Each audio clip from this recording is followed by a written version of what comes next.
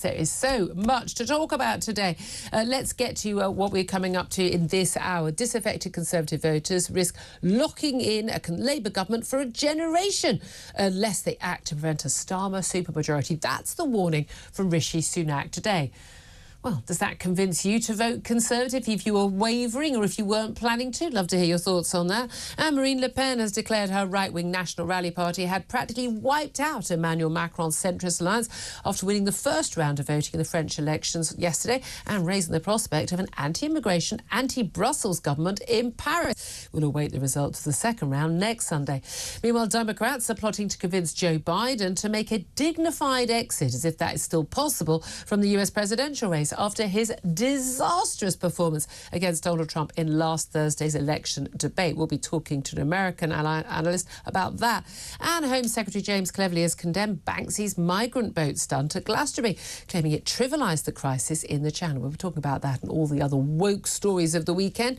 This is Talk. Welcome to the home of common sense. Thank you so much, as I say, for your company. And delighted to say we've got the company of commentator Sam Armstrong with us today as well. Good morning to you. Good morning. Now, we spoke a little bit earlier around 10 o'clock to Ben Habib of Reform UK, which took up rather a lot of our general chat time. So I'm glad we've got a full half hour now. We'll get some calls and some texts as well.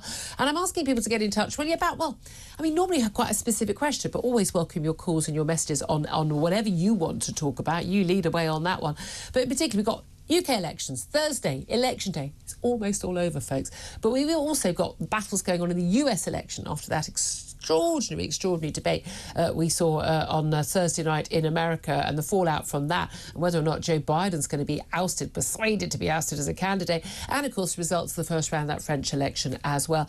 I'd love to know what you make of all of those things, because let's face it, even the elections overseas have a massive impact on us, whether it's NATO, whether it's Ukraine, whether it's policy on our borders when it comes to migrants. The French election is going to have an impact as well, isn't it? Well, I'd love to hear from you. What issues matter most to you? What do you make of those election results and, well, election battles going on? Get in touch. Here's the number to call: 0344 499 1000. You can send a WhatsApp to the same number. You can text us on 87222. Get in touch on X at Talk TV. Calls are charged at the national rate. Text what cost one standard network rate message.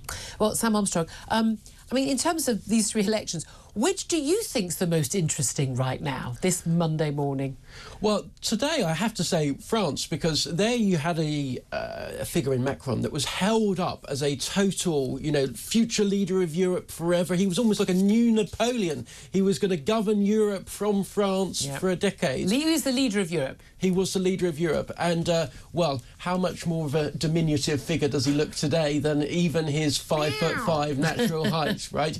How the mighty have fallen. And he's fallen for the simple reason that it is no longer sustainable to ignore the public on the issues that they consistently, left, right, centrist voters tell you they want to sort, chief of which is migration. It is not sustainable to say that millions of people every year turning up in Europe, being integrated one after another, after another, after another, year after year, can keep going as it is.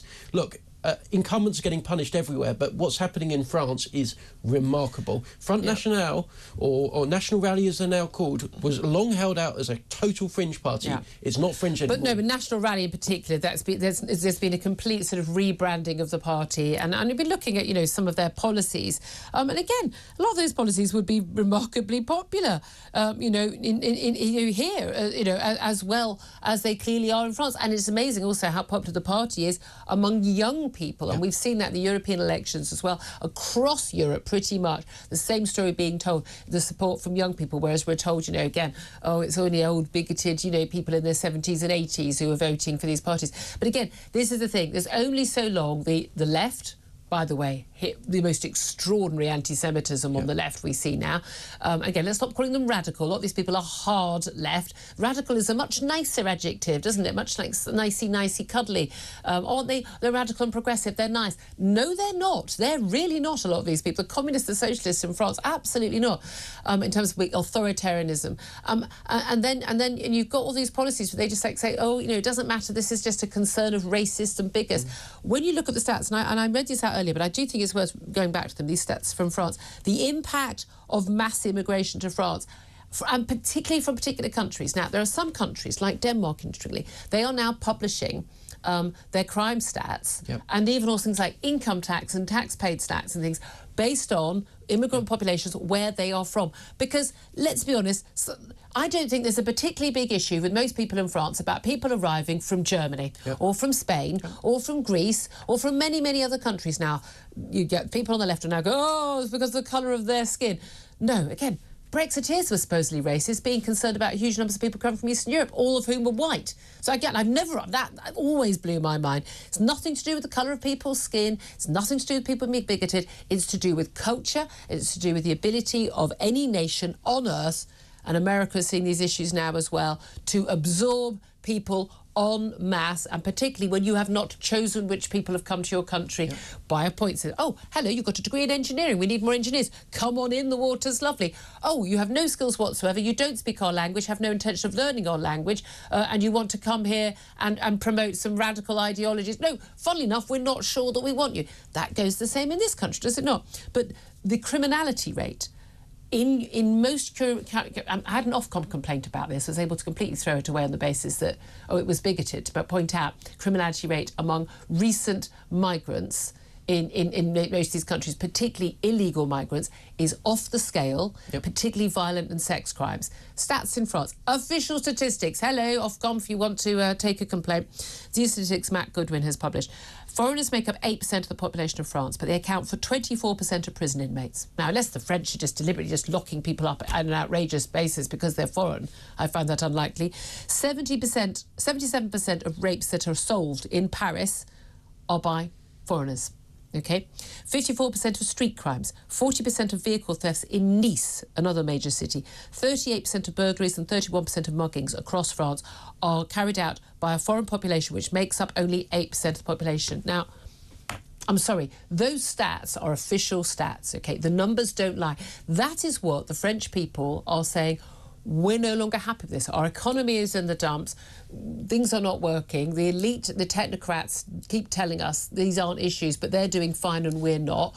And they want action. This is not unreasonable. And I think this is coming to this country too. Well, I dare say that the same is probably true in the UK. I say I dare say, and I say probably because we don't know, because our official statistics authority, as Robert Jenrick, one of the only Tories that's actually been pointing this out, has said, won't publish this data. They have the data. They have it? I'm sorry, my local library when you sign up to the local library, you have to give your ethnicity and your nationality and all of that. Oh, apparently completely irrelevant, though, when it comes to crime. Because the only way they can keep us in control is by lying to us, by hiding stuff from us. We cannot be trusted to know the true picture on this, because otherwise, dare I say, we may see a similar rise up of as they would see it, populist, dreadful. But again, I just find it very bizarre that people don't think it's an issue if you have particular populations coming in from particular either regions or countries where you are seeing higher rates of criminality, particularly violent crime. And I find it, or lower rates of employment. I mean, there are low rates of tax. I mean, let's bring in as many French people as you want to the UK. That's fine. They, on average, pay a lot more tax than the average Briton. That's good for the economy, right? They're net contributors. It seems to me that on all these things, the main decider should be, do the British people benefit from this person living in this country, or don't they? And that seems to me to be such a basic thing. When did that become something that was beyond the pale, bigoted, racist, far right? I mean, I've been called far right. I grew up on the left. I mean, God, the first party I supported when I was 18 years old, living in Margaret Thatcher's constituency, I had a poster for the SDP in my window. I mean, it's utterly bizarre that people who express these concerns should be branded that way. Yeah, old-fashioned, traditional Labour MPs would today be branded far right, and that's an outrage. And look, it's not a surprise to me that young men in particular across Europe are rebelling en masse. Why? Because they look at the world in which they've had a pretty rough time growing up. They had COVID, they had all the troubles with that. They're now facing a job market, and they are told that they are the most privileged people in the world. They are told that everything in life has been a breeze for them and it's fantastic, and they must give way to other people who, for some imaginary reason that has never played a factor or feature in their life, and actually by the time they've got through school they've already been treated detrimentally,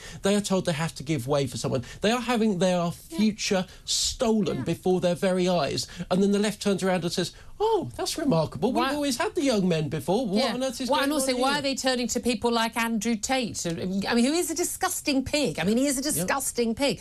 But why are they turning to people like him? Well, because they're constantly being told they're horrible, awful people. I just think it's really, really bizarre, isn't it? Well, you know, look, this is definitely playing out. I wonder whether the sort of this fear factor thing is going to play out, how long that is going to work in terms of the UK.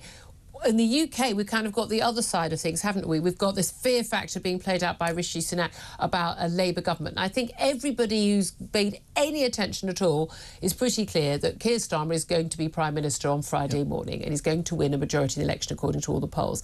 Now, the biggest poll will be people actually voted. We're going to find out at 10 p.m. I'm going to be here in this studio at 10 p.m. on Thursday night as well as Thursday morning, and on Friday morning as well. We'll bring you that exit poll here live so you don't have to sit through the smug people at the BBC anymore. Don't worry, you've got us to join you for those election results.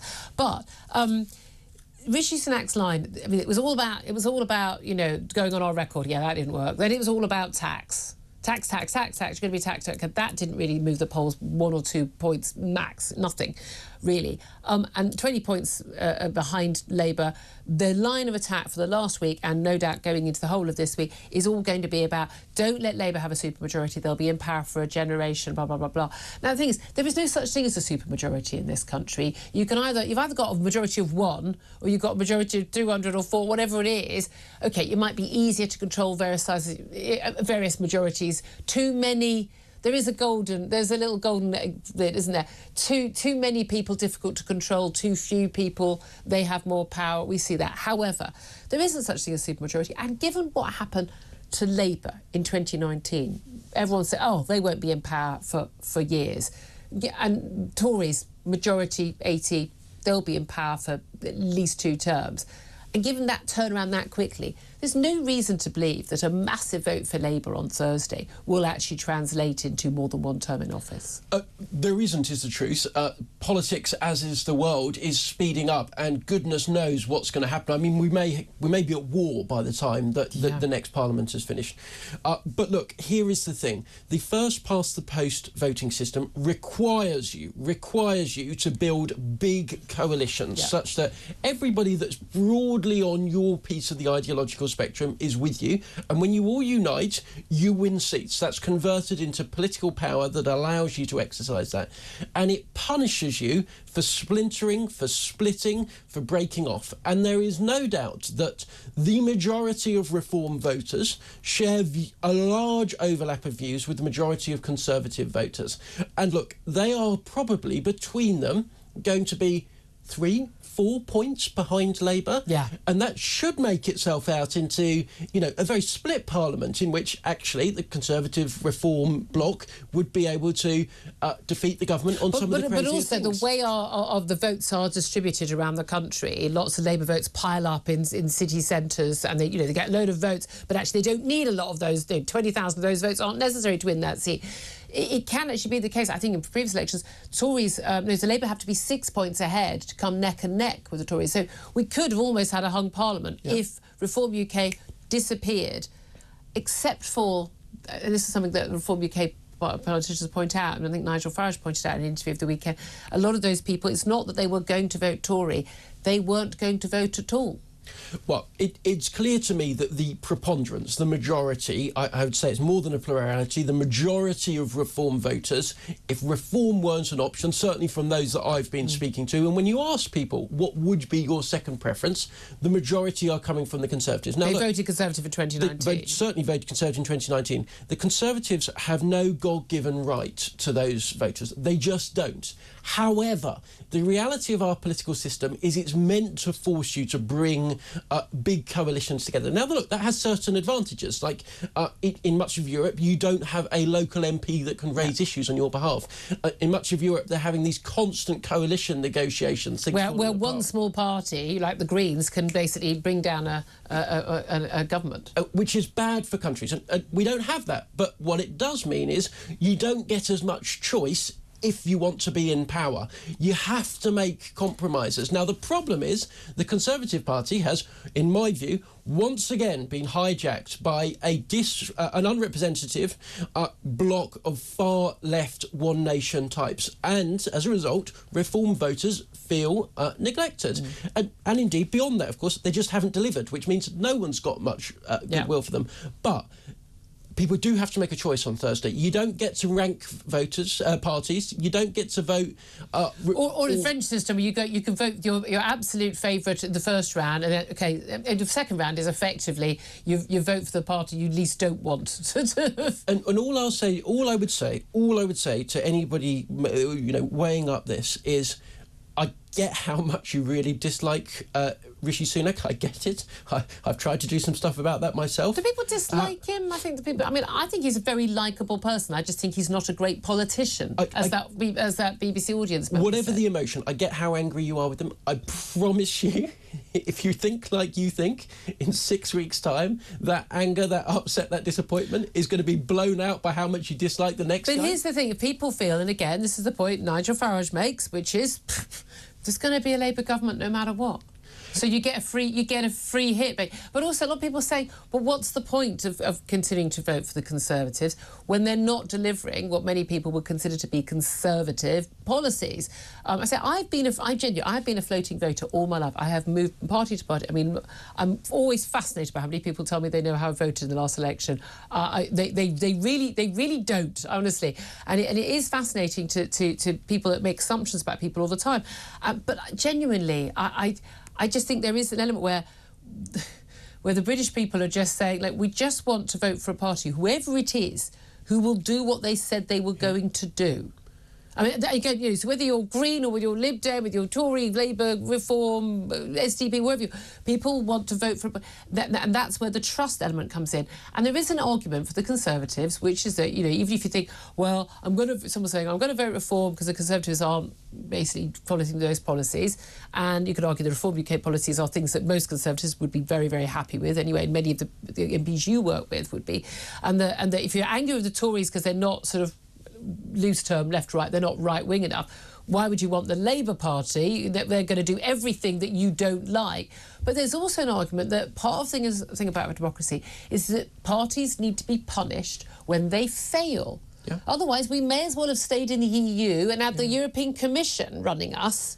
I mean, that's the argument a lot of voters will have. I think everybody realises that by the weekend, Keir Starmer is going to be Prime Minister. Here's another fact. By the weekend, Rishi Sunak is not going to be the leader of the Conservative Party. He's not, right? And he's not going to stay on as an interim leader. He's going to go. Even if he does, he certainly isn't going to be the permanent leader of the Conservative Party moving forwards. It's just not going to happen. And there will be a Conservative Party afterwards. It will have, I don't know, 10 times as many seats as Reform, probably more than that, probably quite a bit more than that. And if you care about these views and these issues, and if you've got probably not a One Nation MP, it might make a great deal of sense for you to back your MP to come in and... He's put his pitch in. Love to know what you think of all of that. Thank you very much, Sam Armstrong.